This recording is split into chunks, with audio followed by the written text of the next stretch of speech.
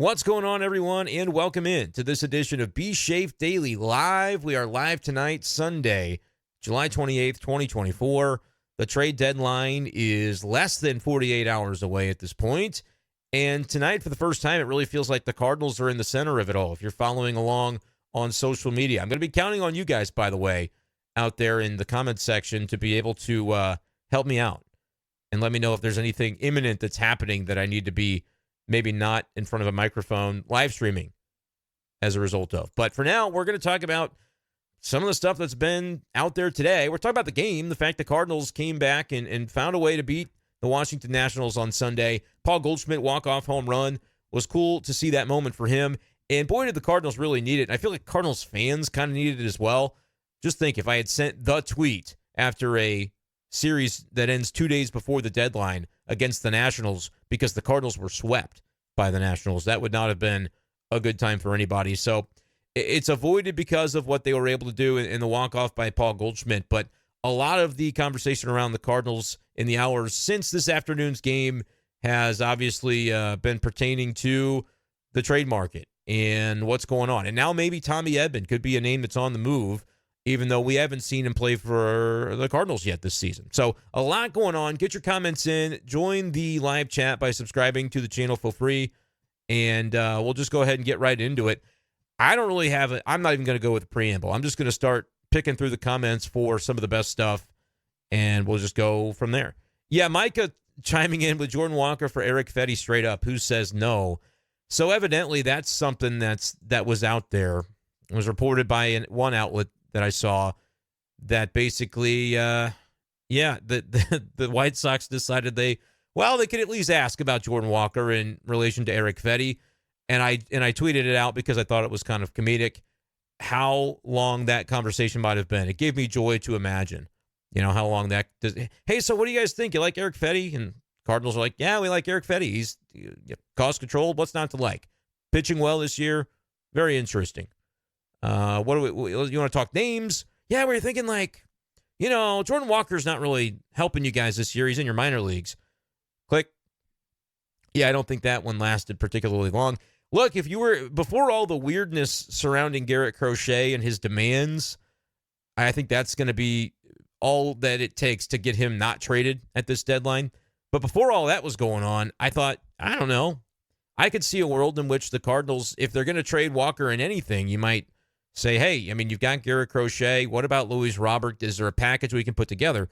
And maybe he's a centerpiece in it. But what's so difficult about that is the Cardinals obviously value Jordan Walker up here because he was the number one prospect. And I think internally, hopefully there is still the belief that he's going to make good on all that promise that it seemed he had. And heck, it wasn't just unrealized potential. He did it last year with a 787 OPS. For not quite a full season because he spent some time in Memphis. But, Jordan Walker was doing the darn thing last year. So, for the Cardinals, it's like you're not going to trade him as the guy that's got a 6-something OPS in Memphis. You can't treat him that way. But also, if you are intending to move him because if you don't believe long-term that he's going to reach the potential you thought he could, you're not going to get the value of, top prospect because there have been things that have happened since then. So, that's typically when two teams are going to probably have reason to value a player at very different levels. That's typically a reason to believe that a deal's not going to get done regarding that player. And that's kind of the way I look at it when it comes to Jordan Walker. But to say that Eric Fetty, and look, Eric Fetty might be a Cardinal tomorrow, so I'm not going to rip the guy. But I just think we're all in agreement here. There's a safe space, right? That the Cardinals aren't going to move Jordan Walker in the context of Eric Fetty.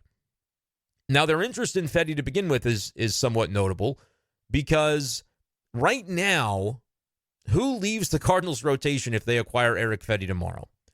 I'm talking about the stretch run of 2024. If that wasn't a consideration, I think Eric Fetty actually makes even more sense for the Cardinals, especially in light of the reports that we have seen this evening. I know John Denton put it out there, and I know Katie Wu put it out there, that basically, according to their sources, the Cardinals are maybe going to have to tighten the purse strings a little bit. That's the message from ownership, according to these reports, that the front office is sort of gearing up to know that, hey, adding significant salary at this deadline for future years is not something the Cardinals are really looking to do. So if that's the case, how pull that thread extend that out, how far does that really go? How deep does that go as far as the Cardinals? Well, is it just they can't add payroll, or are they looking next year to say, might have to trim some payroll? And look, if I wanted to conspiracy theory the whole thing, when you talk about some outside influence in the front office with Chaim Bloom coming in this past offseason in an advisory role, right? He's not running the club, but he's doing some important work for the club, for John Mozeliak, as Mo has alluded to multiple times. What's interesting is, like, if you just think about the background of Chaim Bloom, what was he successful doing? He was in Tampa running, helping to run an organization in a baseball ops department on a small budget and figuring out ways to win anyway, right? So that's maybe applicable to what the Cardinals are looking to do in 2025. Might be reasonable to want to have a guy like that around with that experience. He goes to Boston, and what did ownership there want him to do? Trade Mookie Betts, lighten the payroll up, but still try to figure out a way to do more with less. And now, Chaim Bloom is involved with the Cardinals. So if there's some traction to this notion that maybe the payroll stuff is a little bit more bleak than we had publicly realized before, I mean, that could get interesting really quickly, and I think would explain partially why. And again, this is the report from Ari Alexander, if you haven't seen it yet. And he's a Mizzou Made guy and has reported on baseball dealings before. I had a couple of people say, well, who's Ari Alexander? Well, he's put baseball reports out there. I can recall most recently when Adam Kloffenstein was called up for the Cardinals to pitch at Rickwood Field. He was the first one to report that, and he is based in Houston. But the report, as I'm scrolling through my timeline here to find it, he said that sources indicate to him the Dodgers, Cardinals, and White Sox have discussed the framework of a 3-team trade. The Dodgers working to acquire Tommy Edman. Cardinals are interested in Eric Fetty of the White Sox. No deal in place at the moment. So, that's kind of where a lot of this is coming from. And if it's the case, like Tommy Edman's making, somebody can correct me on this, but it was a 2-year, bought him out of the arbitration process. And I saw Baseball Reference had him at 9.5 next year. I think backloaded a little bit compared to what the salary would be this year. Fetty, I believe, is $7.5 million next year. So if the primary, I think you have to almost look at two different tracks at this point. Are the Cardinals trying to win in 2024 and make their team better for this stretch run, or are they having to consider some things because of the perception of potentially salary implications and payroll implications not being as freewheeling as everybody would hope that it could be next year, and speculate away as far as why that might be? We know the Bally Sports situation is what it is. We know that there are uncertainties about maybe ticket sales and fan support and what that could look like, because, I mean, if you're out of the ballpark this season, you're among friends, but it's a more intimate gathering than it had been in recent years. And it's not just like, in April because there was school not let out. It's so hot in July. I mean, it's just been all year that you haven't had the type of visuals at Busch that you're used to seeing as Cardinals fans. So those tickets have been sold for this year, right? But if this is another year that doesn't end the way that Cardinals fans are hoping to see, and they're given consistent rhetoric from the front office and ownership of, we're putting the best product on the field that we can, but just be patient with us and we'll figure it out. And it's like you kind of feel stuck in the mud. I could see the fan base really kind of deteriorating even a little bit more so from a support standpoint for next year. And if you're ownership, you do eventually probably take that into consideration of, all right, we might have to slow our roll a little bit. And look, I'm not stumping for that, because my stance is that's incredibly disappointing if that's what's going to happen here, not only at this deadline, but next offseason for the Cardinals as they try to build the best roster they can. The payroll implications, I mean, we've always felt like you could spend more, right? That's been the public sentiment. The Cardinals are consistently going to say otherwise and say that's, it's a, y'all have heard the various quotes from both DeWitts at this point in time of, it not being a profitable business, owning a baseball team, and we could go on. Not really trying to relitigate all that, but I do think whether you think as a fan it should be a factor, it seems as though this kind of stuff could end up being a factor. My hair looks silly. I got to fix that.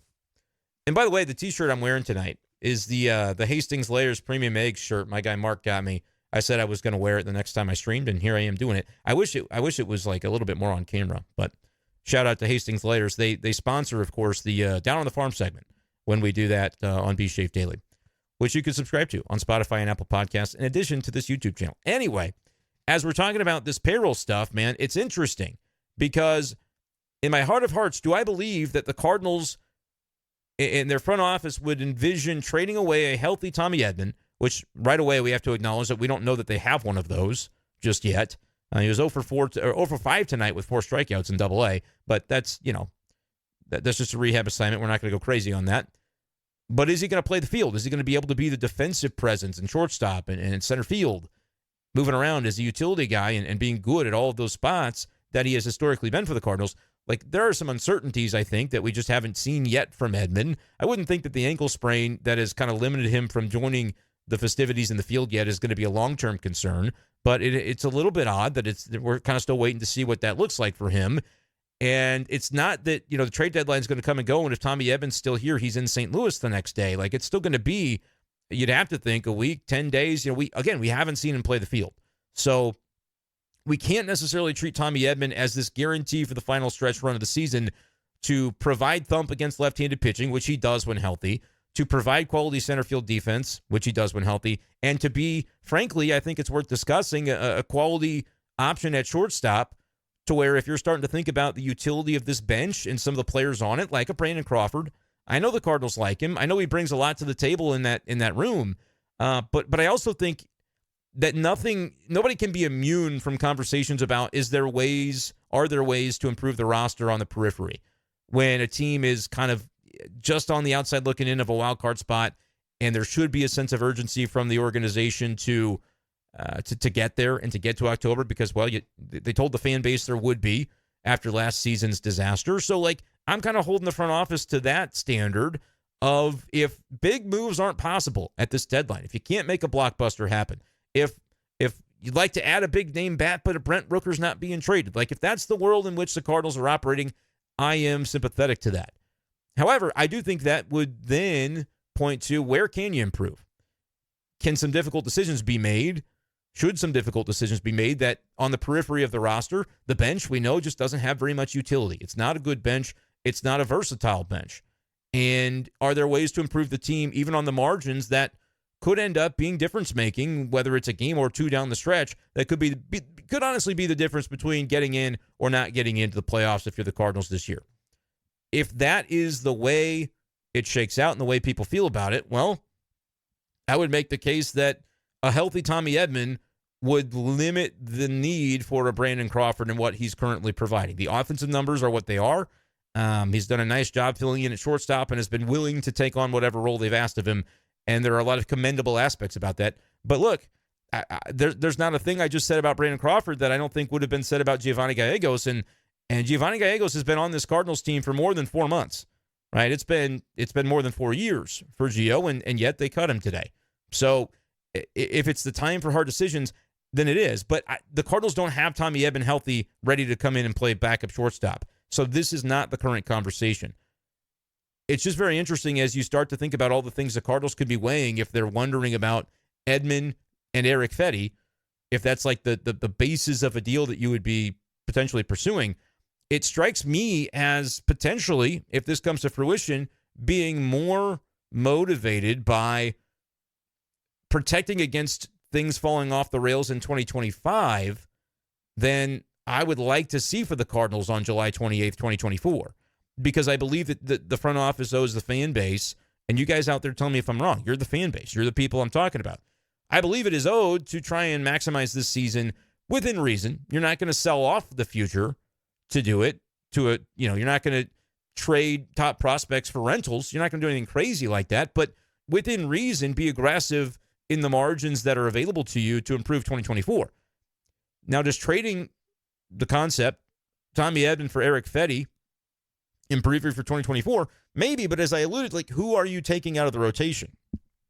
If the Cardinals have a starter, stub his toe and he's out for the season on August 15th, well, then you'll be glad that you had Eric Fetty in the fold, because if you didn't, well, there's nobody to go out and get at that point. The trade deadline is passed. So I do appreciate that the Cardinals could potentially be looking ahead a little bit on this thing and saying, hey, having a guy around, does it mean moving somebody to the bullpen for a little while that doesn't deserve it? Perhaps, but it's better than not having it when you need it later on in the process.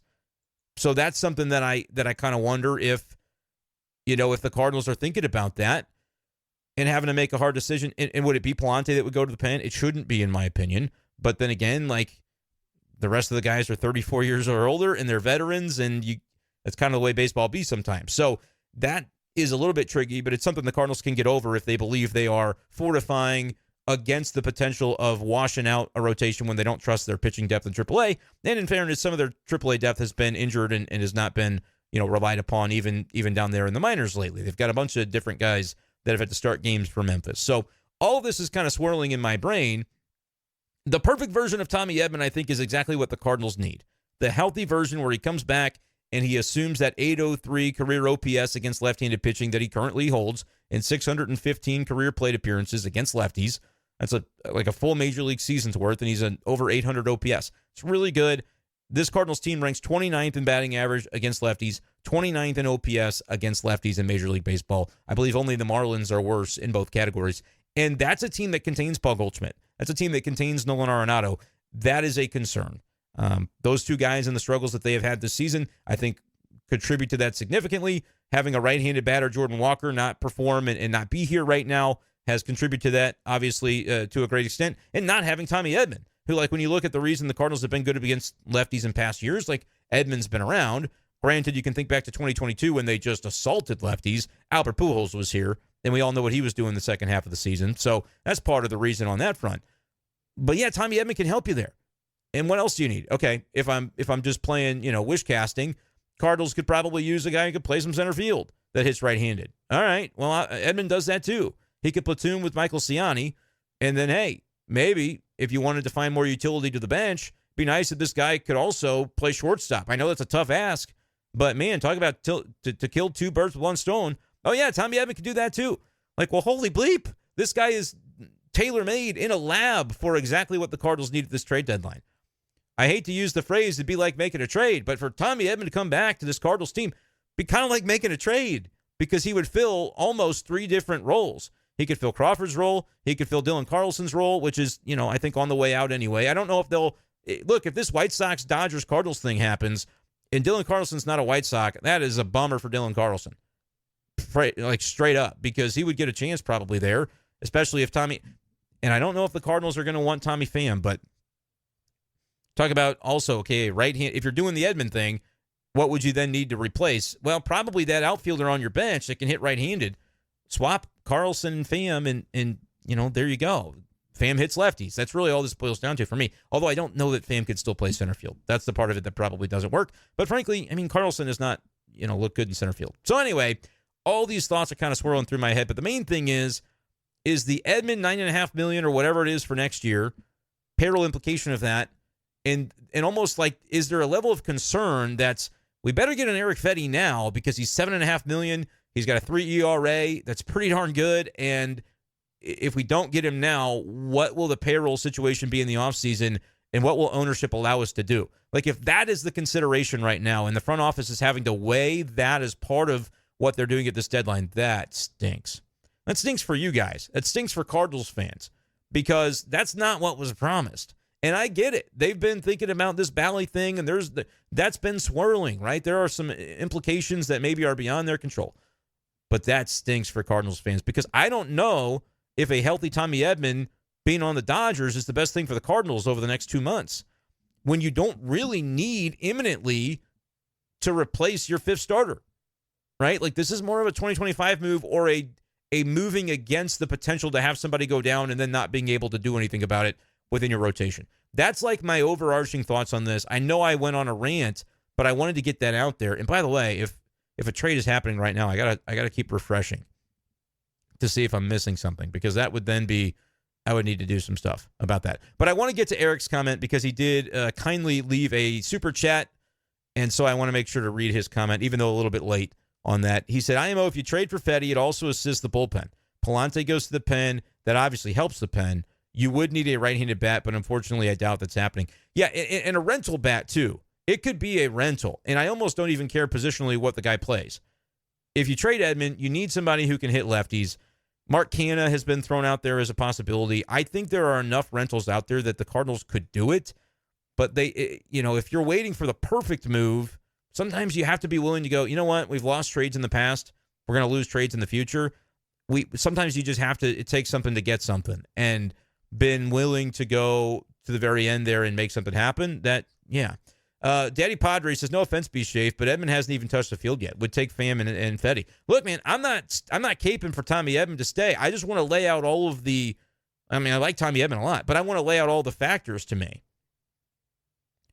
And Carl, I alluded to the fact that I was going to sound, foolish. Schaefer is talking like, Mo, when so-and-so comes back, it's like making a trade for free. The fact that you put the JFC man in your comment indicates you're taking what I'm saying way too seriously, way too much to heart. I even acknowledge, I was self-referential to the fact that, I know that's like the common thing that everybody says, but legitimately a healthy Edman is what I would want the Cardinals to go trade for at the deadline. Put it that way. If the phrasing of, whoa, it's like making a trade, which Mo hasn't said in, 5 years? I don't know when the last time he said that was, but the notion of, what do the Cardinals need? This, that, and that.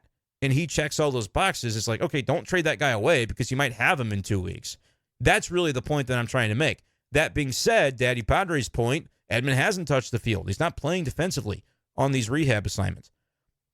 Yeah, if you can take a bird in the hand, that is probably better than the bird in the bush or two in the bush. In this case, if you're getting Fetty and maybe a Tommy Pham, I don't want to talk too much about that because I don't think it's realistic. I don't think the Cardinals want him. Maybe I'm wrong.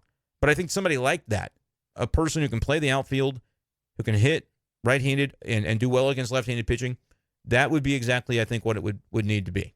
So Eric said, yeah, it's been forever, but people like to hang on to nonsense. Well, and that is also why I have a podcast with Josh called Philosophical Differences. I have a podcast with Charlie called Low Hanging Fruit. It's kind of just, let's have fun with it. Let's not actually get mad about some of this stuff. We get it. Mo says stuff that's funny, and then you take it and you never let go of it. And that's the way the world go around. But anyway, that's what's going on here. By the way, if you're joining in and you would like to hop into the live chat, all you got to do is subscribe to the channel. I've been putting out Cardinals content every single day of this season, except for the 4 days that I was in Panama City and hanging out there on the beach for 4 days. Every other day of the year since March 28th, pretty much, I've put something out on this YouTube channel. So if you like Cardinals content, probably would behoove to subscribe for free. Okay. I'm going to try to get into some of these other comments now that I've sort of broken down my thoughts on the Edman thing. My main takeaway is those reports about payroll being a constraint. Is that why the Fetty thing? Because he is controllable for next year. And then, you feel like there's an easier path to potentially grabbing a right-handed bat somewhere. Maybe it's Jordan Walker. Like you call him up and say, you haven't been great in Memphis, but, this is going to, the natives are restless, and this is going to placate some people because, look, you're still Jordan Walker, so just come up here, man, and do your thing. Be you. Because right now it could be starting to get into a guy's head that he's been down for as long as he's been and probably didn't think that was going to be the way of his world this year. So I wouldn't necessarily mind calling him back up in an event where you had somewhere to put him, right? You had an obvious spot to play him because of the trades that you might be making at this time. So that's sort of my thought process is the Cardinals might be thinking, the payroll is a thing. And if ownership isn't going to allow us to extend, we might just have to go ahead and do something like this now to make sure that we don't get caught with our pants down in the offseason with a need at starter and an ownership group telling us you can't go buy one. Like that would be the scenario for 25 that would be bad. But a lot of Cardinals fans would rightfully say, well, what good is that anyway? If you're saying we're going to make sure we put together a rotation that is good enough to do what? To have this same sort of season where maybe it ends with 82 wins and you don't get in the playoffs, that's really talking about being in the middle. And I know a lot of Cardinals fans are not very interested in staying in the middle. 43 likes on the stream. Appreciate y'all, but we have more viewers than that. Hit subscribe, throw your comment in, and then hit like. It'll take you 40 seconds. We can get up to 70. I'm targeting Mark McGwire likes today. 70 likes. We can do it. Josh, what's up, man? Glad you're on this live. Brett says, even though this year's deadline is high-key bumming me out, I'm always going to be here to celebrate a walk-off win. Enjoy the great chat. Insightful live Cardinals chat with B-Schaeff. Well, thanks, Brett. Appreciate that. How much would you bet on the Cardinals making or not making playoff spot? Well, I'm not going to bet on it myself. Y'all can do that. But I would say look at the odds first, and that as in any betting conversation, no matter the sport, look at the odds. Like you're not going to just blindly say, oh, yeah, I'll bet that they will if they're not favored to do so. That's going to be the first thing. I think they'll get in, but it's a coin flip. I think really it is about as a coin flip right now because you've got, 6 teams for 3 spots. And frankly, I am not as inclined to consider that the Braves aren't going to figure it out, because they'll probably make the trades that they need to have the rotation that they need. And then eventually they'll get guys like Max Fried back. They have been just ravaged by injury, and yet they're still just kind of plugging along. They're back in their winning ways now. They had a big losing streak, but they're 8 games above 500. They're in a fine spot. Cardinals are a game out of a spot right now. They also have the Diamondbacks to worry about, who are a half game behind the Mets. So the Cardinals will have to hop them. But the Pirates are above 500 still. I mean, they're a game behind St. Louis. The Giants are charging hard now with 4 straight wins. They're not selling anybody, I wouldn't think. The Cubs made a move today to pick up Isaac Paredes from the Rays, and they had to give up Christopher Morel, who I think they just hate in Chicago, so they traded him. But Paredes is a good player in the Cubs. You never know, man. There's a lot going on there. So to even say it's a coin flip you might call that a homer take, because statistically, there's more teams than just the 6 that could actually work their way back in. And the Cardinals are currently on the outside looking in of it. I'm going to be inclined to believe that they can do it, though, because I've seen enough from them this year, in my opinion, to think that there's juice there. But I'm not going to sit here and tell you that everything's been great. I mean, look, we'd be having a really different conversation if one game this afternoon had gone differently. Goldie with the walk-off was needed. Michaelis gave him enough today. Your bullpen was solid, and they manufactured enough runs to be able to get into that bottom of the ninth spot to begin with. I guess Helsley got the win, right? Because he was pitching the top of the ninth. So if that doesn't happen, we're talking about the Cardinals being swept by the Nationals and feeling a lot different about the way things are going now. Lakota, appreciate you, man, for joining the B-Schaeff Daily gang. That's the I think it's $5 a month membership to support the channel and everything we're doing here, which helps me more than you guys know. Every time I get one of those, it makes a big difference. So I appreciate that. Brett also said, if I don't get a notification from Passan that the Cardinals are in it somewhere, I might go crazy. A lot of people are feeling that way right now. Aaron predicting that Edman and Carlson, I'm going to assume, are gone by the deadline. I wouldn't have woke up thinking that about Edman this morning, but at this point, it seems like there's smoke there, right? It certainly does. And if the Dodgers and Yankees are both interested in this player, what's that try to tell you? Like, those teams aren't just going to not get the players that they want. One of those teams is getting the job done. The involvement of the White Sox is very bizarre, though. Like, the Cardinals are going to give the thing that the Dodgers want to the Dodgers without getting some of the most elite pieces from the Dodgers. They're going to go over here and take Fetty? All right. I mean, we'll see. They haven't done it yet, so it's not like I can criticize. It's not actually happened. It hasn't actually taken place. So we're just got to simmer down for a minute. But it is interesting to think about, isn't it? Definitely interesting to think about. All right. David says, is this the start of a Goldie heat up? It would be sure nice if it was. It was a bummer the other night when he gets number 2,000 and it's in a losing effort, and it's like, all right, nobody can be happy about this, because that was one of the worst Cardinals losses that I've covered since 2016. I mean, that was just the vibes around that whole thing were not strong, not pleasant. So to have him get to be doused with water coolers twice today was cool. I think that was, and he was smiling, man. He wasn't holding that back whatsoever, which was awesome. Yeah, you look at Goldie, man, last 7 games hitting 296 with a 704 slug, 3 homers over his last 7 games, 27 ABs. Last 15 games, 60 ABs. He's hitting 250 only, but he's slugging 550 with 5 homers in his last 15. Still striking out more than you want to see, but a lot of guys do that in MLB these days. So that's a what, 810, 812 OPS for Goldie over the last 15 games? That's notable. That's something for sure. 9 likes to go to get to Mark McGwire. We can do it. I'm not convinced on this 3-way deal stuff. I think Edman goes to New York for Cortez. So that is something that Katie Wu had in her story, that Nestor Cortez for Edman. And that's a swap that we have like history to tell us the Yankees are going to be satisfied with to an extent, right? They traded Jordan Montgomery for an injured Harrison Bader. I couldn't find a more similar comp. And Jordan Montgomery at the time was team controlled for 1 more year. Harrison Bader was team controlled for 1 more year. Edman, same thing for next year. And in the case of Nestor Cortez, he is also under control for next year. And I think he'll be an ARB and probably won't make quite as much money as Tommy. So that's another reason to believe that maybe there's some smoke to that the Yankees could potentially be intrigued by that. Nestor has not been pitching as well lately, and the Yankees feel like the kind of organization that they would just say, all right, we're done with the guy, because it's been a couple weeks of brutal, and it's a deadline and we haven't won a World Series in too long. We're just going to make something happen here. Maybe the Cardinals could benefit from that because Nestor's been a solid arm in the past, was great in 2022, dealt with some injuries last year, but he's averaging almost a strikeout per inning, and over his career, he's been more than a K per inning. 99 ERA plus right now, and a FIP just a shade under 4 at 3.99. But again, that feels like more of a deal for next year. It'll help you now. Maybe Nestor is your number 2 in a playoff series, but they don't have a glaring hole at number 5 rotation right now. Their 5th starter is Palante, and he's been their best since May 29th. ERA-wise, that's just a fact. So that's where I get a little bit like, all right, are you really getting better for the now, or is this more about next year? You'll be able to sell it as it's for this year because, Tommy Edman hasn't played a snap, as they'd say in football. He hasn't taken an AB. So what are you really getting from Tommy Edman? Might be better to go ahead and grab Cortez and feel like you've at least got a little bit of protection in case the starter goes down. But then what do you do? Like, if you do that, I'm fond of Tommy Edman. Don't want to see him go. But if it happens, okay, you've got yourself a starter, and we know that those are valuable. Is it a good one? Time will tell on whether it's Nestor or even Fetty, whether those are worthwhile additions. But at that point, what are you doing about the bench? Are you going out and getting a right-handed hitting outfielder that can kind of replace what you thought you could get from Edman, which is currently the Carlson spot on your roster, if we're just kind of doing that roster math? How aggressive are you going to be to actually improve this team? Because they'll be able to spin it that, oh, yeah, Nestor Cortez or Fetty, this is what we needed.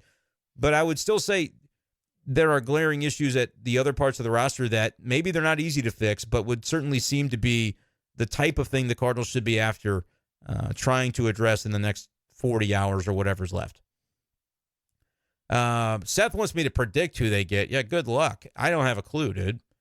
It's a lot of different avenues it could go. If you ask me more likely than not, do I think Edman's going to be traded? I think, yeah, more likely than not, he will be at this point.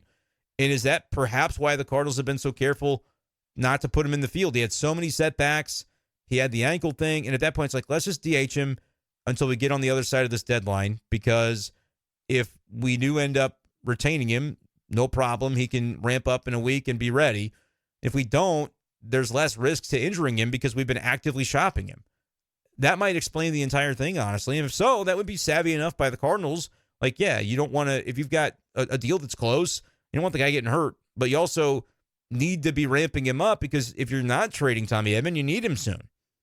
So I think that's interesting. But Seth, man, I wish I could tell you. These things sometimes come out of nowhere, and then sometimes they're kind of obvious, right? Bill does not think that the Cardinals that we trade for too much. Owners do not want to increase payroll. Yeah, apparently they don't. That was a report from Katie and JD both today. Siana. You got to stop spelling Michael Ciani's name wrong, everybody. It's not Siana. It's not Ciani. Ciani. His bat lately has been great, says Bill. And it has been. I think he's got the OPS up to 600, which is all I need to see to have him play every single day. Dude, if Michael Ciani's still on this Cardinals team in 3, 4, 5 years, I wouldn't be that surprised. There's a lot to like about his game. Josh says the possible Edman trade would be reminiscent of the Bader trade. Yep, exactly similar in my opinion. Lakota had asked a question about Edman. Has he not gotten much time in Memphis because he's been in trade talks? Well, he's been in Springfield, and the reason for Springfield and not Memphis is simply because of proximity. If I had to guess, it's closer, so he's playing there because it's going to be a longer rehab when he's got the situation that he's got. So as far as why he hasn't been playing the field, it was the ankle first, and now you wonder if Lakota, might be onto something as far as the trade talks. And Lakota, do appreciate you joining the membership tonight, my man. Michael Ciani's play this season makes Victor Scott more available than Tommy Edman. That's from Jacob. I don't know how much value Victor has right now. The AAA numbers have not been strong. That doesn't mean give up on the guy, but it is interesting to note that, even at AAA, he's not really been able to lock it in yet offensively. And so, who's more available? Well, I would say Tommy Edman's probably available if part of the goal is to trim payroll. And that's not what anybody wants to hear, but if that's what's happening, then that's what's happening. Casey, welcome to the B-Schaeff Daily Game. Appreciate you joining the membership tonight here, Casey. And I did it. I almost fat thumbed you and reported you. I'm trying to on my screen. I have to move the notification after I talk about it, and I keep trying to do stuff. The other day, who was it? Kevin, man, poor Kevin. I deleted his comment. That was a super chat. The man gave me money out of his pocket, and I deleted his comment. I felt terrible. Kevin, I'm so sorry about that. Greg says Edman to Dodgers without bringing back a major league pitcher would not make sense. Greg, it doesn't sound like that's what's being discussed, though. I think it would be the pitcher would be Fetty, coming from the White Sox, if they can involve a third team. Czar Alexander says that Palante has proven he's been better as a starter, has to stay as a starter, and right now better than Lynn and Michaelis. I don't know if he's better than Lynn and Michaelis. We've seen great starts from both those guys. Maybe not great, but good, and enough of the good to know that, like, yes, there have been starts where they've given up 10 runs. They both had that, and Palante hasn't. But largely, they've all been very similar. Really, everybody in the rotation has been similar except Sonny, and not for the reason you might think. It's not because he's been better. It's honestly because he's been worse over the last month than everybody else. And that's, not what you want from your ace and the guy that was destined to be your ace. When they went out and got Sonny Gray this offseason, it was, let's get a number one. We're getting ourselves a game one starter. Well, you're not getting that from Sonny right now, and he's going to come out guns blazing the next time he pitches, obviously, but getting that from him is going to be important for the Cardinals, I think, over the final 2 months if they're going to make the playoffs. Dempsey, another channel member, says Golden Boy may be heating up. Yeah, Paul Goldschmidt, I mean, if that's who you're talking about, we read his stats. He's been heating up. Dominic, what's going on? Another member. Palante's been the best starter. No way you move him to the pen. Yeah, the comment that was made by Eric, which his super chat, which I do appreciate, he mentioned the pen gets better if Palante goes into it. I wonder if Palante's disposition is better in the rotation. And so you maybe don't get better in the pen if he has to then go into the role that Libby's in right now, which nobody wants to be in that role because it sucks. You don't know what you're doing from day to day, week to week. So I don't know. That's what's tough about it. Palante would be the obvious guy to take out from an experience standpoint, but if you're actually looking at who's going out and helping you win more games, I don't know if that's the case. I would not be displacing Andre Palante for a starter, which is all the more reason I have said in recent weeks, Cardinals shouldn't trade for a starter. They should just understand that unless they're getting an elite number 2 starter to go behind Sonny Gray or maybe ahead of him in a playoff series, just load up on relievers. Add a couple of arms. But now, if you've got Riley O'Brien coming back, maybe they only need to add one arm, but at least do something to the bullpen. Well, now they've taken Gio out of it, which tells you there's going to be a spot open on the 40. It would be an obvious way to upgrade the team. Will they do that? That's what remains to be seen. But that's the route I would have gone, is actually focus on bullpen more than rotation. But if they have half a mind on what's going on next year and they're worried about the ownership kind of pinching down the payroll, then you, as a front office, you have to still think about what happens next year. Even if the fans are like, I'm thinking about today. John, what's up? He says, great win for the Cardinals today. Appreciate you, John O. Jacob said, if what you're saying is true, the DeWitts need to move on. Yeah, and this was reported not by me, right? I'm sharing the reports from Katie and JD today that they basically said that's where this kind of thing is trending at this point, that front office has been kind of informed, not adding a lot of payroll. That's not the way we're looking at this deadline. Don't add future payroll. All right, well, that's tough. Pat Patsker says, can't take on payroll. When do we become the A's? Yeah, fair question, man. Aaron thinks they need Ivan Herrera back up. I would have had Ivan Herrera back up Saturday, to be honest with you. After Dylan's, tough night on Friday, I get it, but he did have options remaining, and I would have used one, to be honest with you. And then I would have brought Ivan back up, and he's a guy off the bench, if nothing else, or he can DH for you. I wouldn't put him behind the plate until I see improvement in the run game, especially right now with the way the pitchers on this roster are struggling to hold runners. But, yeah, I mean, that's not an unreasonable thought, Aaron, is to bring Herrera back up. And that's the roster move I would have made Saturday, just being honest with you. Mr. Intensity said, I'm on late so I can rewind. I'm glad that I can get you on my TV today. It pains me to think about some of y'all watching these videos on TV with a big screen at your house, knowing the low quality of my webcam on my laptop. But you know what? That's part of the game. We added 2 channel memberships tonight. We're building this thing up. Eventually, I'll get myself a dang nicer webcam, and I'll be more inclined to do videos at that point because they'll look better on screen.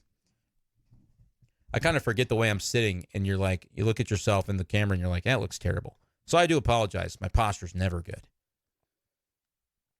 Carl says, I think the front office owes the fans is a change in philosophy.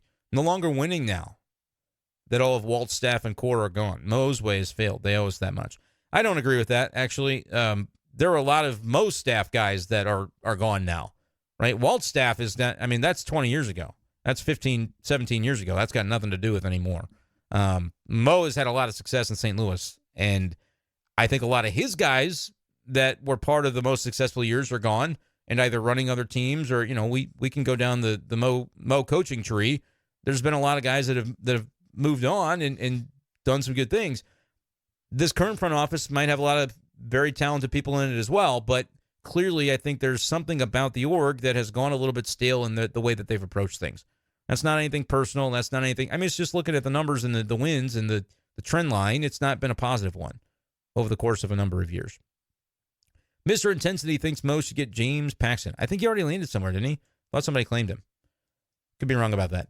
Maybe Gio can be part of a DFA swap. I'll be interested to see what happens with Gio because I think, and look, I put a YouTube video out on my channel earlier today kind of giving some quick thoughts on it. But this was not surprising. I was surprised it took this long. Not because he was pitching terribly every time he pitched, but if you watch the way he's used, Ollie had no faith in him. And I don't think that was unfounded with the way that he had pitched earlier in the season. Like, you can't use those guys in leverage. And if you can't be used in the role that you were destined to use or to be used in, then what's your role? What's your utility to the club? I think that's the point that the Cardinals reached with Gio. And the fact that he's got a 2.3 ERA since he came back from the IL, it's been a month. Maybe there is a team that'll say, shoot. Like, if he's not a Royal within 2 days, I might be a little bit surprised, especially after Hunter Harvey goes down for them. Schreiber, I think, went down for their bullpen. They might just have to say, screw it. It might cost us $2.5 million to pick up his waiver claim, but he might have to be a Royal. If I can't think of any other teams off the top of my head that could use him, Kansas City sure could because they're still in the mix. But yeah, I'll be curious to see if the Cardinals are able to trade Gio and maybe eat a little bit of the money to get a nice prospect back, or if they just let the waiver process be because they don't want to eat money and they're trying to scrimp and save everywhere they can, which would be so disappointing because that's not a way to maximize your talent, whether it's big league talent or your talent in the minors. Like, that's tough. That's a tough way to operate and not really the way the Cardinals are usually willing to spend enough to take advantage of those types of teams, not be that team. And look, they haven't done it yet, but they're reliable reporters saying it's kind of how they're operating right now. So that's a concern, in my opinion. Alex says, I don't care who comes out of the rotation. Yeah, I mean, they've all kind of been the same guy recently. Nobody in the staff has shown enough other than Sonny and Gibby, kind of. If you have a better pitching option, put him in the rotation. Yeah, I agree with that. But I also think, yeah, Gibby's been good enough. Sonny has, you're not taking him out of the rotation. You just need him to be better. So that kind of leaves, Lance Lynn would maybe be the name you'd circle. But even Lynn, I think if you look at maybe 4 of his last 6 or 4 of his last 5 starts have been pretty good. Yeah, because he had the 5-inning scoreless the other day. Was 6-2 before that. Blip on the radar. Then 6 shutout innings, 6 2/3 before that. So 4 of his last 5, he's been pretty much nails, and the Cardinals have won 4 of his last 5 starts. The one that was awful gave up 11 to the Nats on July 6th. It happens. Not really, but it did that time. So that's just kind of where that is. All right, we passed Mark McGwire. What do we need to do now, folks? If you're just joining the stream, subscribe to the channel. That's the main thing. Daily Cardinals content on this thing. We can hit 100 likes, though. I'm being told right now there's 190 people in here. I don't believe that for a second. But if there is, hit like while you're in here because we should be able to hit 100. Appreciate the comments. I'm trying to roll through them as quick as I can. Jacob mentions that Paxton went to the Bo Sox. Yeah, I knew he was somewhere. I just couldn't remember where. Scrolling down, Eric calling Carl a B-fib. Eric also mentioning that Paxton went to Boston. I'm trying to scroll through to make sure I get my membership comments here. The supporters, I want to make sure I read their stuff. But I'll try to get to everybody as best I can. Lakota said if they're aiming for future years, it could make more sense to directly trade with the Dodgers for prospects, although Edman may not have that big of a return in value for a top prospect. It's a good point, Lakota, but I think the move, if it's a Fetty or even a Nestor Cortez, you're able to basically address the concern that they might have with payroll for next year without admitting that you're doing it. Like, without it looking really glaringly like a salary dump. Because you're still getting back something that you need. That's why I think if you do it for prospects, it doesn't work as well. Because then you could extend out and say, well, why aren't you trading Ryan Helsley? If you're just selling right now, that's a sell move. Why aren't you trading Ryan Helsley for a top 50 prospect or 2 top 100 prospects? given, Jason Adam went for a top 100 prospect, which, again, you can't just say, well, that guy did, so we're going to get one too. But Ryan Helsley is better than, he'd be the top relief option on the market. Maybe if Pete Fairbanks is out there, there'd be a case to be made that he's on that level. I think he should be a Cardinal, personally. That would be the number one target I would go out and talk about. The Rays have made plenty of moves. Maybe they've still got one more left in them. And Fairbanks would be my guy. Tanner Scott would be another one from the Marlins. I would get those two guys, and I would probably try to find a way to put Carlson somewhere that he's going to get a chance to play, which could be Miami. I don't know, and Skip Schumacher I don't think is necessarily the guy that's going to have a ton of pull down there, because I don't think he's going to be around long term based on the option being nixed already for him next season. But is there a case of Schumacher would say, yeah, we'll take Dylan under our wing a little bit and run him out there and revitalize his career? I don't know.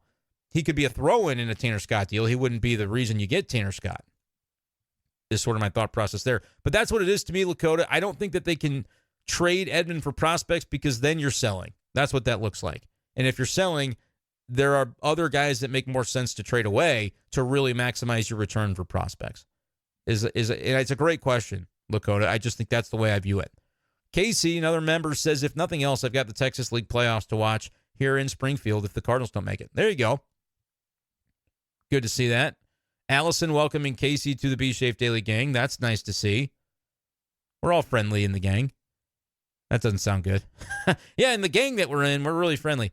Brett says, wonder if we cut out the Sox and do Edman for Bobby Miller. I don't think they'd trade Bobby Miller for Edman, but if they would, I probably would take the shot on that, personally.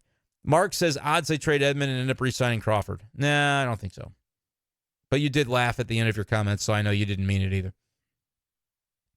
Herrera, good as the DH or a pinch hit off the bench. That's from Andy. Yeah, I agree. I thought Pages deserved the shot over Herrera, and I wanted to see Herrera get everyday opportunities to improve on his catching. Not his catching, but his management of base runners. I don't know how much he's really caught. I know there have been some days he's taken off, and you can't catch every day down in AAA.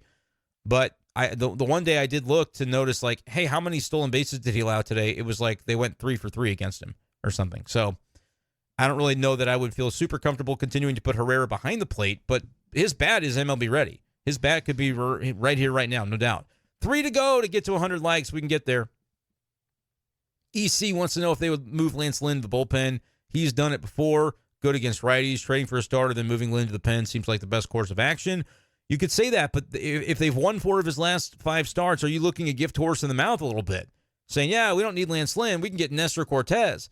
It's like, okay, the guy that's given up, 5 runs and then 4 runs before that and 3 homers in the last start. Like, I get it, but these games don't get played on paper. And then if you go a couple of weeks after the deadline and you do all these things and you look up and go, wait a minute, why do we do all that? Then that's maybe not the course of action you're going to want to take. But Daddy Padre just mentioned Nestor to a new league might be a huge uptick. It could be. Going from the AL East to the NL Central could change things. And by the way, I think the Cardinals defense is, as long as you keep Ciani in center field, is better than most. Win at short. Arenado has come around defensively at third. Goldie is still a machine picking balls out of the dirt at first.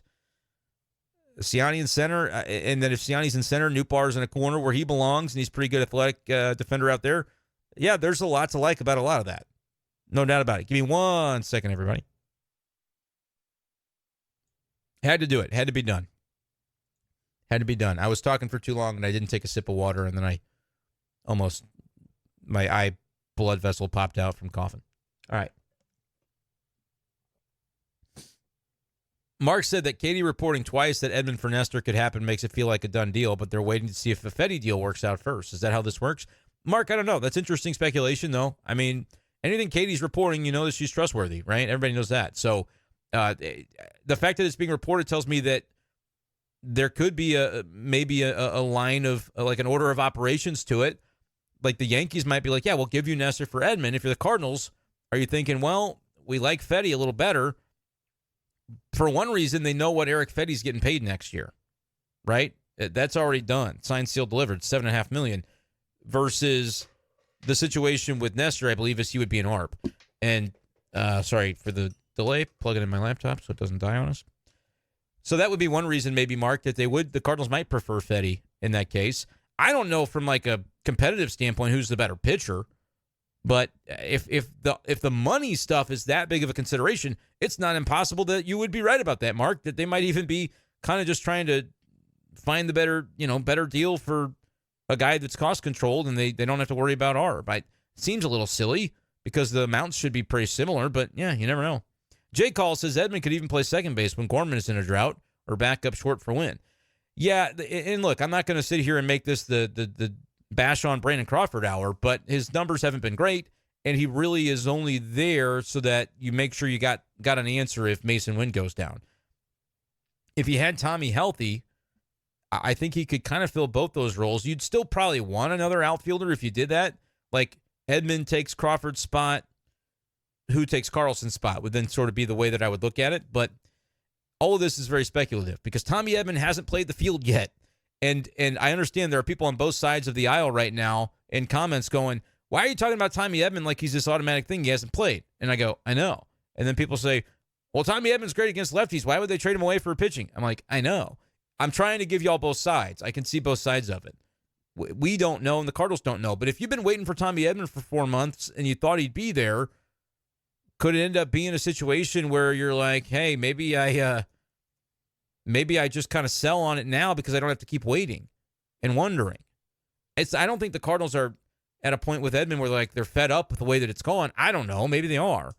But that's something that you wonder about. If maybe they would be another reason to be willing to talk about this trade is, hey, yes, ideal world Tommy Edman is perfect for our team, but we haven't seen him this year, so maybe we're more willing to make something happen. It was asked about Pete Fairbanks if he had been traded yet. I have not seen that he has been. No. He's a name that I've talked about a lot, though. But yeah, Lakota mentions it too. No Pete trade yet. But he's a St. Louis guy, so I just think it would be cool. And a Mizzou guy, for whatever that's worth. Which to me is a lot. I'll say it. Blake says the Cardinals need another ace. Yeah. Hey, while we're talking about the stuff they could use, yeah, just go get a guy that hits like Brent Rooker, but isn't Brent Rooker because the A's said they're not trading him or are very unlikely to trade him, whatever it was. Andrew says, remember a few years ago when Mike Shannon mentioned on the air that the Wits were planning to sell the team? Yeah, well, that wasn't true, though. That was just, God love Mike Shannon, but he occasionally was known to say some things later on in his career that didn't make the most sense. But that's why we loved him. Well, we loved him for a lot of reasons. But I never, and there were people who would sour. I would see the tweets of it like, I don't really like when Mike Shannon's doing the game anymore because I don't know who's playing. I don't know what's going on. It's like, you are listening for the wrong reasons. You need to enjoy every last bit of Mike Shannon. That is a legend right there. And I always told people that. But yeah, no, as far as the selling the team thing, nope. Do you see him having sold the team? I mean, it's been several years since that comment. So I don't think that's something that was ever had any real traction. Sam says, how would you feel about the 3-team trade with Edman going to the Dodgers and the Cards getting Fetty? Or would you rather them go for Nestor straight up? Yeah, that's kind of what I was wondering. I like the idea of the 3-team trade maybe a little bit more, if only because there could be other pieces involved. Like, I think Dylan Carlson should go be a White Sox if they're doing that deal. That should be part of it. Like, no, you take him. You take him and you play him. You take him and you give him a shot. I'm being a little facetious. But also, like, could there be in that 3-team deal other things coming back to the Cardinals? We don't know. If it was the Yankees deal for Nestor, it would feel like more 1-for-1 to me. And maybe even the Cardinals adding in a flyer prospect to go with Tommy. I could be wrong about that. And also that part of Mark's comment earlier of like, why hasn't that happened if it's been reported? The Yankees might not be ready to do it yet because they might be trying to trade for Blake Snell or they might be trying to trade for a big fish that then they can turn around and go, okay, we've got that worked out. We can afford now to trade Cortez, where otherwise, we were a little bit more leery of doing so. BJ asks, any chance Goldie has moved? I'm going to say 0, none. None chance Goldie has moved. And I've been consistent about that for weeks when he was struggling, and now that he's hitting better, nothing has changed. The Cardinals aren't selling. Again, if this Edman thing happens, it's not going to be, I don't believe, for prospects. It's going to be for a starting pitcher that goes into their rotation and is cost controlled for 2025 as well. That's the circumstance under which Tommy Edman's getting moved. Paul Goldschmidt is an expiring contract. So if you were a selling team, much like I said, hey, if you're selling Edman for prospects, you might as well trade Helsley. It'd be even more true to trade Goldie because people would look and say, oh my gosh, he's looked like Paul Goldschmidt a little bit more for the last few weeks, and he's a mercenary that can come help us win a World Series. Like, go get him. Totally would understand that. Cardinals aren't selling, though. And I do not subscribe to, well, you could move Burleson to first base. There's this thing about Burleson, like everybody's like, oh, he's played first base. He has, but if you go back and look at the game logs, not very much at all, even in the minors. So Alec Burleson's not, I don't think necessarily just going to become an everyday first baseman on August 1st. Like, could that be the deal next year if they don't re-sign Goldie? For sure. But mid-season, I'm just not so sure that that's what they're going to be looking to do. And from the clubhouse aspect of it, like, they're just not trading Paul Goldschmidt. There's no way. That would be more shocking to me than just about anything else that could happen. And maybe that sounds crazy, but I'm just giving you my vibe, and I've been consistent on that for weeks. And look, I get it, because then you can move Burleson to first, and then, well, look, if Jordan Walker was raking, you might have a little bit stronger of an argument, because then you would be able to say, and then bring up Walker to play a corner outfield where Burleson's been existing, but they don't even have that right now. But it's more about the Goldie of it all. It's in the same way, maybe not a direct comparison, but they weren't going to trade Yachty or Waino at one of those deadlines either. I know that they haven't, they spent their whole career here and Goldie hasn't, but Goldie has that level of respect, and he's earned that too.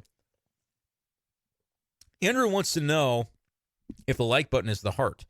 I think it's just like a thumbs up, but I guess I've never watched my own live stream to know what that looks like. But most YouTube videos, it's just like a thumbs up thing, I think. But we did get to 100, so preach on that. And now I don't even have like player jersey numbers that I can say, hey, let's get to McGuire, when I said, well, that was more of the 70 home run thing. But normally I'm like, let's get to Waino, let's get to 50. We're over 100. I got nothing left. Well, I don't even know what I would compare it to. Let's get to, like, there's literally nothing sports related. Who's got triple digit sports numbers? Like dirt track racing? I have no idea. I don't have anything for you. Just keep liking it though. Gosh dang. And subscribe to the channel too. And if you want to make a comment, you got to subscribe. But don't worry, it's free to do that. Not free to join the channel membership, but, that's worth it too. A lot of people would tell you. Allison says, when you get the chance to go, you should. It's definitely an adventure. And I think we're talking about Wrigley. Yeah, Wrigley, I was supposed to go to Wrigley. I don't know if it's going to get, I don't know if it's going to happen because I don't have it approved through KMOV, so I don't know if I'm going to make that trek on my dime. But dang, it's going to be fun next weekend if you are going to Chicago. Lakota said I'm going to be there Saturday, maybe Friday too. Yeah, don't make me mad tonight, guys. I wanted to be there. I really did. Gunner said at winter warm-up, Mo stated he thought that there would be some room in the payroll if needed. What happened since then to cause the ownership to apparently try to cut payroll? Great question, Gunner. Yep, that's the whole thing, man. That's the whole thing.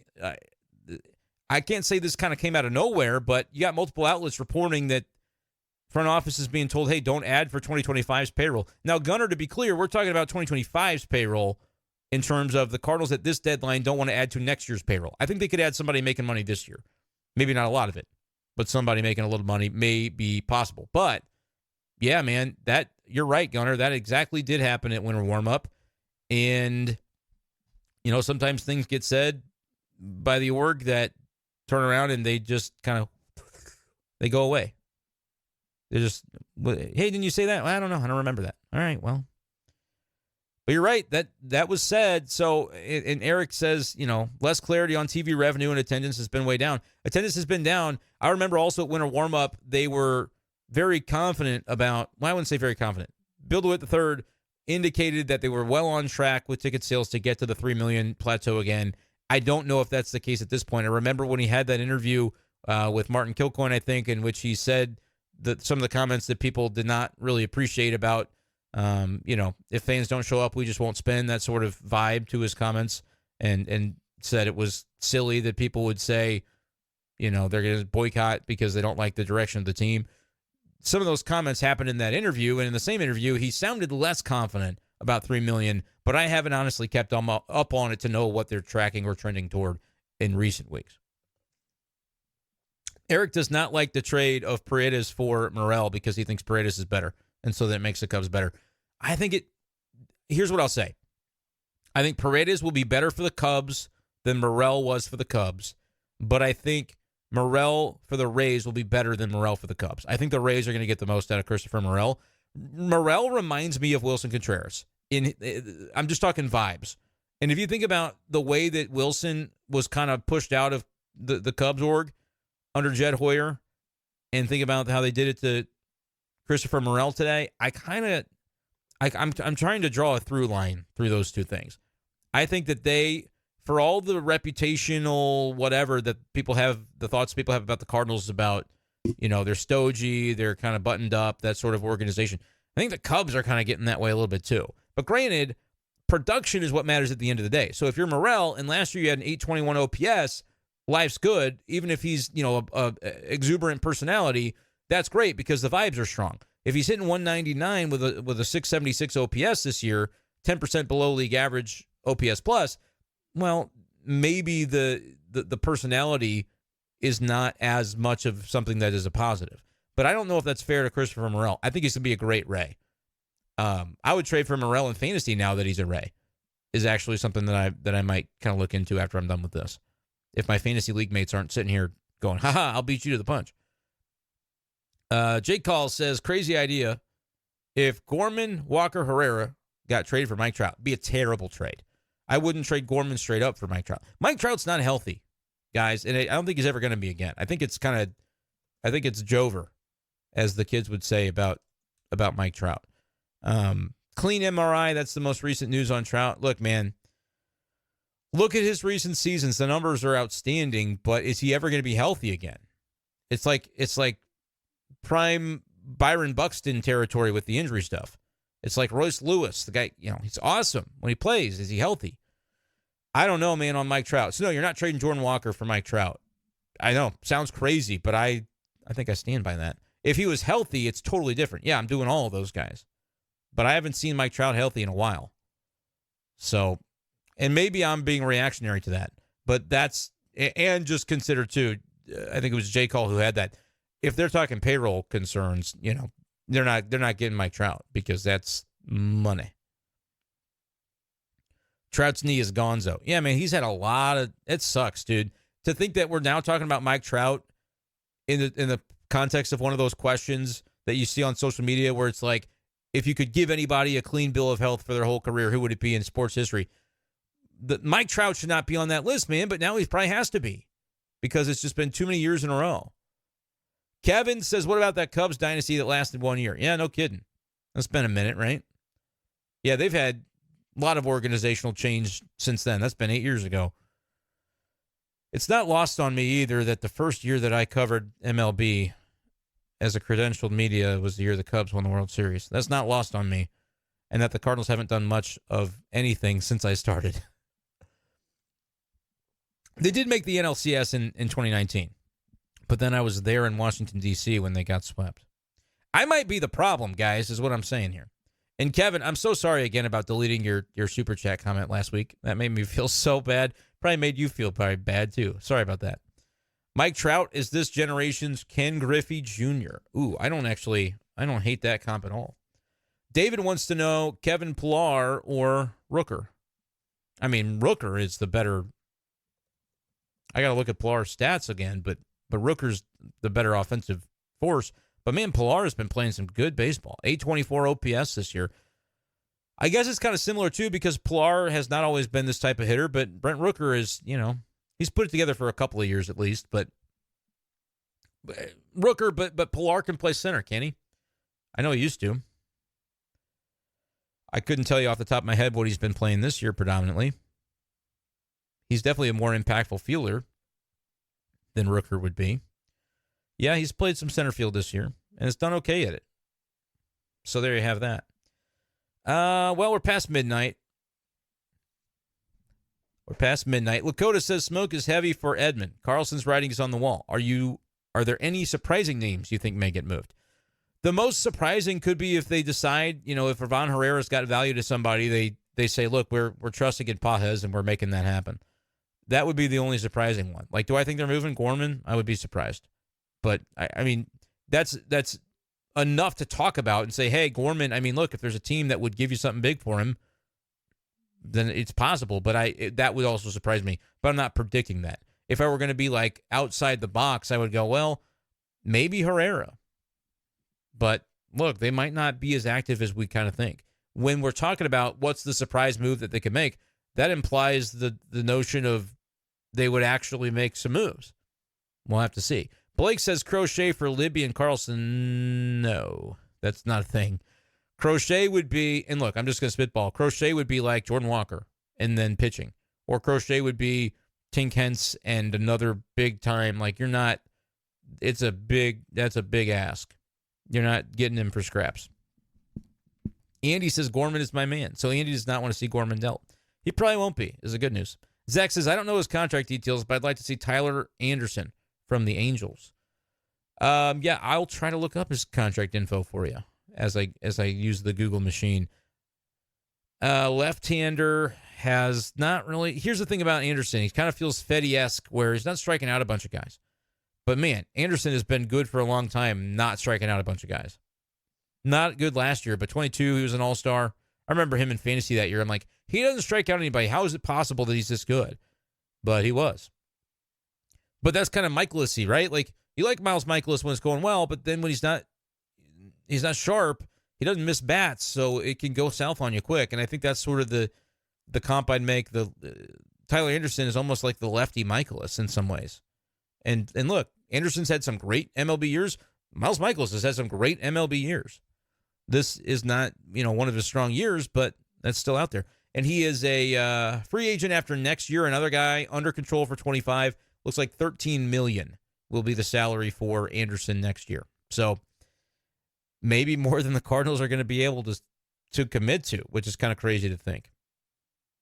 Zach says he has had 8 to 10 Ks a few times this year. Yeah, that's fair. But I mean, I'm just looking at 99 Ks in 130 innings as sort of my baseline. Paco says, fun, unlikely thought on the 3-team deal. LA gets Crochet and Tommy. STL gets Fetty and Luis Robert Jr., with both teams sending prospects to the White Sox. That would be fun. Still send Dylan to the White Sox, though. That's just a personal favor to Dylan at this point. Crochet, though, I think is unlikely to get moved because of the demands that he gets extended. But I guess if he gets sent to L.A., maybe they'll extend him because they got money. What do they care? Hunter wants to see the Cardinals interested in Tanner Scott, and I do too. I think that'd be great. You can find. I don't know exactly how everything would shake out in that bullpen, but I think that would be a nice guy to go get. You would probably have to figure out what you think of Libby at that point, is what I was trying to avoid saying. But, right now, you don't think a lot of Libby. Has struggled recently.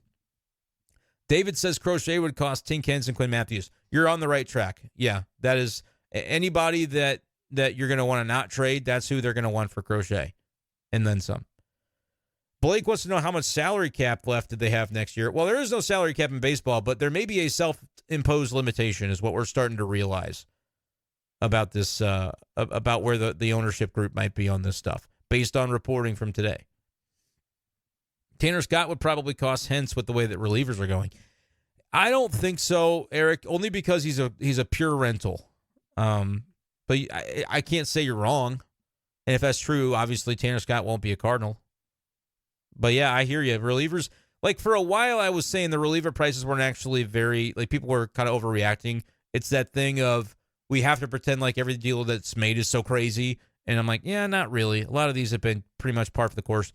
The Jason Adam one was a little bit interesting because I think they got a 76 overall in MLB prospect for him. But that being said, the public prospect rankings aren't always the best thing to use on July 29th because those have not been updated for some organizations. I know Pipeline does like an update in Baseball America, but largely those get their biggest updates in the offseason. And guys play above what you thought they were, and then they turn into top prospects. So that's part of why it's a little bit difficult to say, well, 76 overall prospect, then Tanner Scott's going to be worth that. Well, we don't really know. Guppy might as well package Prieto in any package because of Gorman and J.J. Weatherholt. I'm not doing anything yet because of J.J. Weatherholt because he's too far away to know. But once he gets to Double-A and then is performing well, then you can start to be like, okay, yeah, maybe we can figure something out with the depth of the second base position. But no, it can go quick, man. And I would mention Brendan Donovan as well. Like he's second baseman that can Can play that position if you needed him to. Obviously, he's been basically their mainstay left fielder so far. Has anybody seen, and I should probably know this, but I don't, if they've figured out where they're going to send J.J. Weatherholt? I'll be curious to see where he starts. John says, does the ownership ever consider doing a rebuild if money is an issue? At what point would they try something different? I think they don't, John, and the reason is because a rebuild would mean fans stop coming, and fans stop coming mean even less revenue. And in everything they've always said, wouldn't really be able to do it without making sure the turnstiles stay going. And they haven't been going this year, but they did sell a lot of the tickets in the offseason. So, is this going to be that point where if they don't get back into the playoffs and reignite the interest from the fan base, that trend line of lesser support at the ballpark continues next year, for which they have not yet sold the tickets, and now we're talking about a real problem.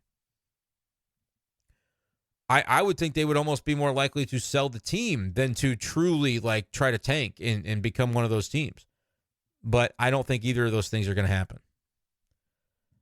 Brett says, is Fairbanks still realistic after ownership comments? Actually, yes, because he only makes $3.6 million next year. He has a $300,000 incentive. So let's call it $4 million for next year. That's not too bad. And he's making a little less than that this year, I think. It's a $7 million option for 2026, which if he continues to pitch well, you would probably pick that up. Brett also thinks Tanner Scott will be too expensive because who all will be in on him. Yeah, top-notch lefty, that makes sense. Jason Adam did blow up the market a little bit. It was strong, but that was the one that made people go, oh boy, but we might just be overreacting to that. We'll see. We'll see what the next couple of trades look like. David asked if JJ can play first base. I sure he can. I just don't think he has any need to. Middle infielder. He's going to play shortstop, actually, at first. I don't know how long they'll stick him with that because obviously the Cardinals have a shortstop, Mason Wynn. But again, you can't necessarily go, well, you got Mason Wynn, don't play JJ at short. No, play him at short because that'll continue to hone his skills to be as good as he can be at any place he plays because short's more difficult to play than second. Eric is curious what's going on with Weatherholt. All the other prospects are either at low A or whatever, have not heard a word about him. Yeah, I was just wondering that. I haven't heard it either, and I don't think it's weird. I think they're just probably taking some time figuring it out. Andy wants Luke and Baker to come up. He would have utility on your bench. I'll say that. If you get in a world where you've got Edman who can play short and center, you maybe don't need an additional outfielder on your bench. It's either him or Ciani that's your fourth outfielder. And then if Crawford is, made redundant by Edman's presence as well, then all you would need out of that last bench spot is potentially a slugger. And Luke and Baker could fit that for sure. Could fit that for sure, man. I could see it. J. Call says money don't like spending money. Might just re-sign Waino. Stick him in the outfield to save money. Yeah, I don't think they will. You meant Mozeliak, not money. I saw your correction on that. Tyler Anderson would not be a good addition. We already have a soft tossing righty. Don't need a lefty too. Yeah, I said he'd be the left-handed Michaelis, and I know that maybe doesn't excite a bunch of people. Casey asks, how do you think the renovation public funding rumors from earlier will be looked at if payroll is limited? Not fondly. They're just going to need sports betting to get legalized in Missouri to get that, because then they'll be able to get the money they need. But I wouldn't trust Missouri politicians to do that either. So it could get very interesting, Casey, to answer your question. It's a very good question as well. You guys have all asked very good questions tonight, and I'm sure there are some things that I didn't get to and I missed. But it's 12:30 a.m., and my kid wakes up at 8 a.m. at the latest, and I've got a lot of work left to do tonight because I've got to edit this podcast. So appreciate you guys as always. We are going to wrap it up there. Thank you to the 2 new members who joined the channel. Thank you to Eric for the super chat. A little money in my pocket. Appreciate that a whole lot. Makes it worth the time. And you guys commenting and liking and subscribing really makes it worth the time. Thank you guys so much. That's going to do it for this edition of the show. We will talk to you next time on B-Schaeff Daily and B-Schaeff Daily Live. Make sure as well to send me DMs if I didn't answer your question. I'm at B-Schaefer12 on Twitter. If I didn't get to you and it really is pressing, DM me. I'm 30 years old, BC, not 35. I don't look old. My facial hair looks ridiculous. That's why you thought I was older than I am. Usually I hear, if I shaved, I would look young. I would look 22. And not to say that's a good thing. Anyway. All right, that'll do it. Appreciate you guys. Peace.